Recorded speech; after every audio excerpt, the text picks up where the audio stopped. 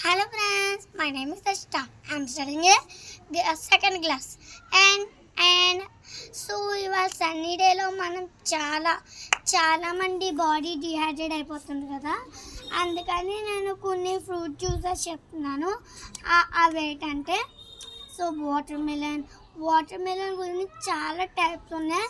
అవి మన బాడీని డిహైడ్రేట్ చేయకుండా ఉంటాయి.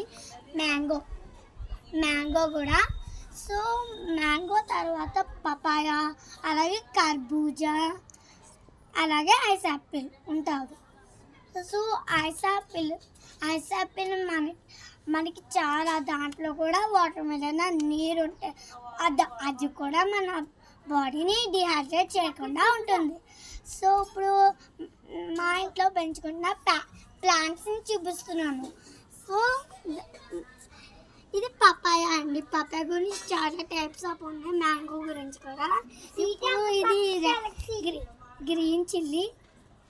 ఇప్పుడు ఇది గ్రీన్ చిల్లీ.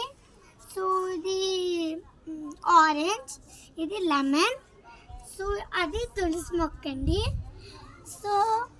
సో ఇవన్నీ జ్యూస్ తీసుకోవడం వల్ల మన బాడీ డిహైడ్రేట్ అవ్వకుండా ఉంటుంది. సో ఇప్పుడు సగంగా మనం మేడం చూపించేస్తాం. సో ఇవి మన స్తంభాలండి. సో ఇప్పుడు మనం కొంచెం రేకుల చెట్టు మీద ఉండలేకపోతున్నాం కదా. సో అందుకని ఇలా కట్టించాము. సో చాలా బాగుంది. ఇదైతే దీని ట్యాక్స్ చాలా బాగున్నాయి.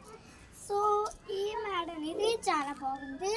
సో నేను ఈ స్తంభాలని చాలా స్ట్రాంగ్గా కట్టేసి నాకు నచ్చింది. ఏ వర్షం వచ్చినా అసలు కూలిపోతాయి. చాలా స్తంభాలు అలా కూలిపోతాయి, కానీ స్తంభం చాలా బాగుంది. సో స్తంభం చాలా బాగుంది కదా.